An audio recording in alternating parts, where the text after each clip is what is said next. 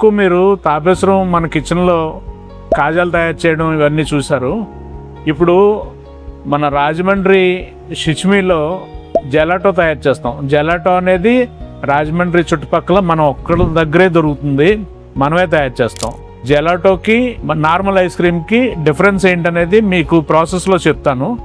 ముందు ప్రాసెస్ ఎలా అవుతుంది అనేది చూపిస్తాను మీకు. దీన్ని మిల్క్ పాశ్చరైజర్ అంటారు. పాశ్చరైజర్ చేయడం అంటే అప్ టు 70 degrees పైగా మిల్క్ని తీసుకోవడం. ఇక్కడ నుంచి దీంట్లో మనం ఐస్ క్రీమ్ కావాల్సిన ఇంగ్రీడియంట్స్ అంటే డెక్స్ట్రోజు, అలాగే ఫ్రెష్ క్రీము, పంచదార ఇవన్నీ ఇందులో కలుపుతాం. ఈ జెలాటోకి నార్మల్ ఐస్ క్రీమ్కి డిఫరెన్సెస్ ఎలా ఉంటాయంటే, నార్మల్ ఐస్ క్రీమ్లో ఎక్కువ క్రీమ్ కలిపి దాంట్లో ఎయిర్ ఎక్కువ వెళ్ళేలా చేసి అదొక క్రీమీ స్ట్రక్చర్ వచ్చేలాగా మీకు ఇస్తారు.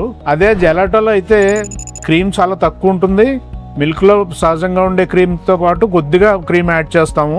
ఇందులో ఎయిర్ అనేది ఉండదు, ఒక సాలిడ్ ఐస్ క్రీమ్ ఉంటుంది. ఇప్పుడు ఏదైతే మనం మిల్క్, డెక్స్ట్రోజు, అలాగే Amul fresh cream, milk powder ఇవన్నీ కలిపాము, అది పాశ్చరైజేషన్ అయిపోయింది.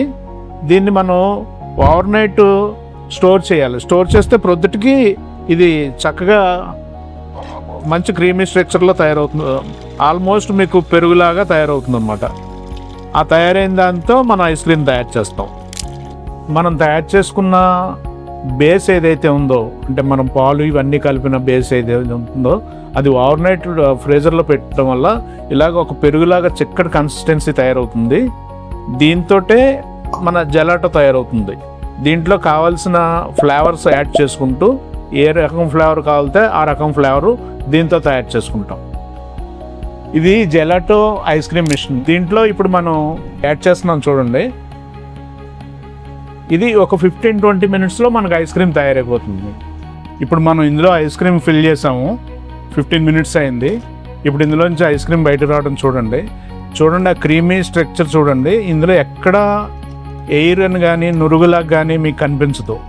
అదే జెలాటో స్పెషాలిటీ అంటే అదే. మనం దీంతోటే మన డిస్ప్లే ర్యాక్లో షిచ్మీలో పెట్టి అమ్మడం జరుగుతుంది. కానీ కస్టమర్స్ అందరికీ ఇవ్వాలనే ఉద్దేశంతో మనం జెలాటో ప్యాక్ చేస్తున్నాం. ఈ ప్యాక్ చేసిన జెలాటోని మన అన్ని షాపుల్లోని కూడా అవైలబుల్గా ఉంటుందన్నమాట.